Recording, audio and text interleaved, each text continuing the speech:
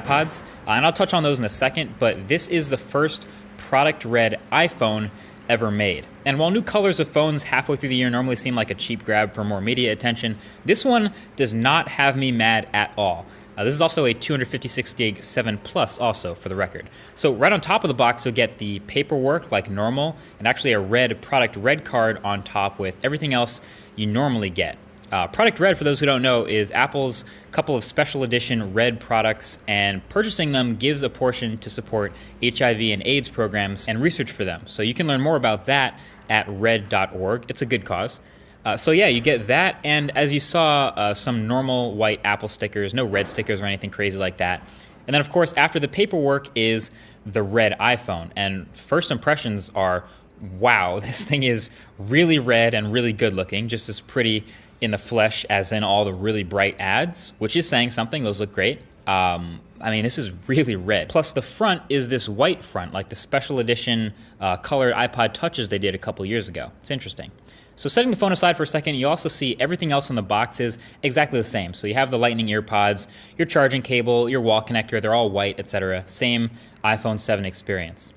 But yeah, wow, this matte red anodized aluminum is actually as ridiculously good as you'd think. I hope the camera can do it justice, but I really like the contrast of the red with the black of the camera cutout and the logo on the back, the product red branding. It's all super clean, and that makes 3 new iPhone colors Apple has come out with in this past year. The product red, of course, is brand new, but we also did get that new matte black iPhone late last year, and we also saw the glossy jet black iPhone alongside that as well. So we have some new stuff to choose from.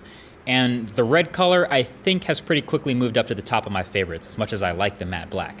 It's honestly the most photogenic phone I've seen in a long time. Seriously, the matte finish, it's so saturated and really bright. Because of the anodization, it has this sort of a satin look. And I don't think it's going to show that many fingerprints because it's not pure black. Man, I think Apple should do more colors of the iPhone like this. Imagine a green or a blue, stuff like that.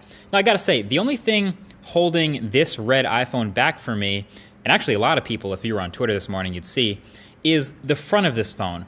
Why did they have to make it white? I mean, nothing against the white bezels. You know, some people like that. That's fine. But this phone could be a full-on MKBHD edition red and black masterpiece with a black front. Imagine that. I don't know. Something about the white front looks a bit goofy to me, like it doesn't match. Also, the new Touch ID home button they have on these iPhones, they could have totally made this silver ring around it also red or black, but they didn't. Seems like an obvious oversight. Not a deal breaker, but kind of weird that they didn't do that either. Either way, this had people brainstorming ways to make the perfect